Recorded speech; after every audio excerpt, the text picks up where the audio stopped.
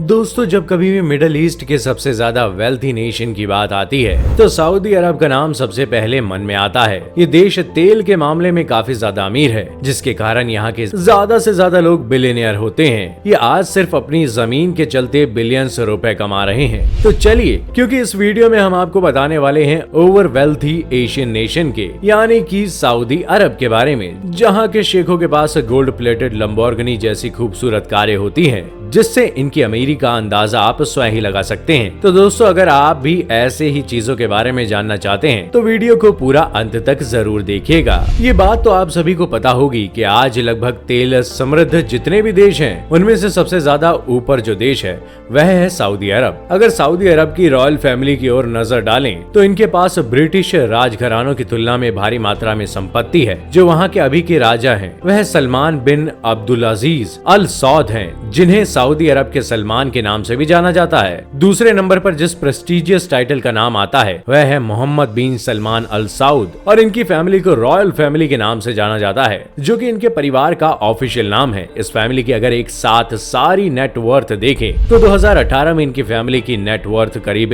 1.4 trillion dollars थी, और अगर इससे ब्रिटिश रॉयल फैमिली से कंपेयर करें तो ब्रिटिश रॉयल फैमिली की नेट वर्थ साल 2018 तक 88 बिलियन डॉलर्स की थी, जो सऊदी अरब के राजघरानों से बहुत कम है। पर अगर हम सऊदी की रॉयल फैमिली को ना देखते हुए बाकी बचे हुए सऊदी अरब की ओर नजरें डालें तो वहाँ के सबसे वेल्थीएस्ट आदमी मोहम्मद हुसैन अल अमाउदी हैं, जिनका जन्म इथियोपिया में हुआ था। इनकी किस्मत तो सऊदी अरब के कंस्ट्रक्शन प्रोजेक्ट में चमक उठी, और उसके बाद इन्होंने स्वीडन और मोरक्को के साथ साथ कई और देशों में ऑयल रिफाइनरीज को खरीदा। इसके साथ ही इन्होंने gold mining, agriculture, food production और साथ ही कई और काम किए, जिसके कारण ही आज सऊदी अरब के सबसे अमीर आदमियों में से एक हैं। आज इनकी नेटवर्थ करीब 8.3 बिलियन डॉलर्स है, जो एक बहुत बड़ा अमाउंट है। इसके बाद जिस बिलियनियर का नाम आता है वह है मोहम्मद बिन ईसा अल जब्बार हैं। यह MBI ग्रुप के फाउंडर हैं। यह JJW होटल्स और रिजॉर्ट के साथ साथ और भी कई लग्जरी होटल्स को ऑन करते हैं। इनके कुछ होटल्स यूरोप और अफ्रीका में भी हैं। इनकी नेटवर्थ भी कम नहीं है, इनकी नेटवर्थ 9 बिलियन डॉलर्स है। दोस्तों, सऊदी अरब की रॉयल फैमिली का एक अजीब या कहें तो अमीरी को दिखाने वाला शौक है। सऊदी अरब की इस रॉयल फैमिली ने लग्जरी कार को खरीदने के साथ साथ उसे प्रीशियस मेटल्स जैसे कि गोल्ड से प्लेटेड करवाया। 2017 में उन्होंने मर्सिडीज की ओर एक गोल्ड प्लेटेड जीप खरीदी थी,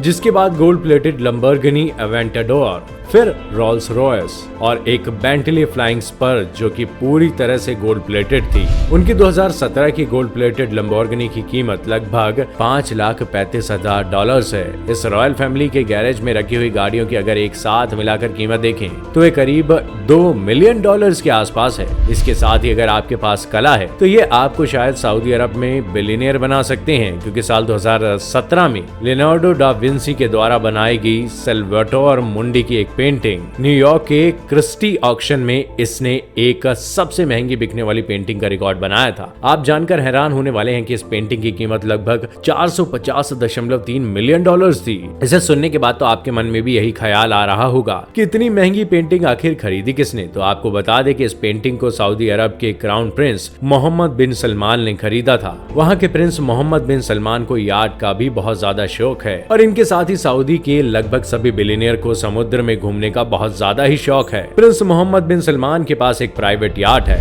द सीरीन। इन्होंने हाल ही में लगभग $330 मिलियन अपनी याट के लिए खर्च किए हैं, और आज के समय में इनके पास याट की लंबाई 439 फुट लंबी है, जो दुनिया के सबसे लंबे प्राइवेट याट्स में से एक है। और साल 2016 में प्रिंस मोहम्मद बिन सलमान याट के दीवाने हो गए, और इन्होंने अपनी दीवानगी पर लगभग $550 मिलियन खर्च कर दिए। और दोस्तों, आपको बता दें कि सऊदी अरब में एक बार कुछ प्रिंस को, कुछ बिजनेस लीडर्स को और कुछ सरकारी मिनिस्टर्स को अरेस्ट किया गया था।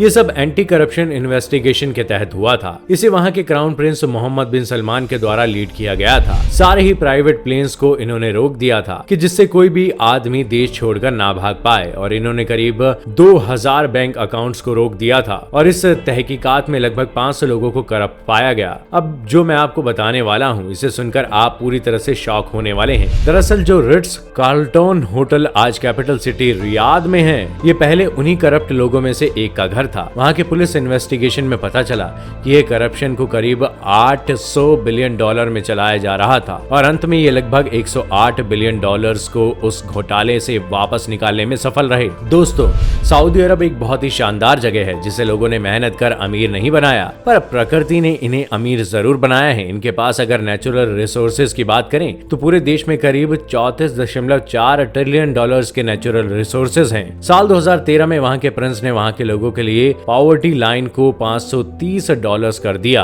आज के समय में भी 2 से 4 मिलियन लोग इससे भी कम पैसा कमाते हैं और हाल ही में आई कोरोना महामारी के कारण यहाँ की अनएम्प्लॉयमेंट की परसेंटेज करीब 15.4 हो गई है, जिससे उभरने के लिए वहाँ की सरकार अब कई सारी देश नीतियों पर काम कर रही है और इन्होंने लगभग इन नीतियों को सही रास्ता दिखाने के लिए और इन पर काम करने के लिए करीब 37 बिलियन डॉलर्स खर्च किए हैं। यहाँ की सरकार ने इकोनॉमिक सिटीज को बनाने का फैसला किया है, जो सऊदी अरब के लिए बहुत ही ज्यादा अच्छा खबर है। इन्होंने इस फैसले को इसलिए लिया कि वहाँ के बेरोजगार लोगों को ज्यादा से ज्यादा रोजगार मिल पाए और वहाँ के गरीब लोगों को रहने को घर। वहाँ की सरकार की ये नीति थोड़ी ज्यादा ही यूनिक है, बस इस पर अब काम होने की देरी है।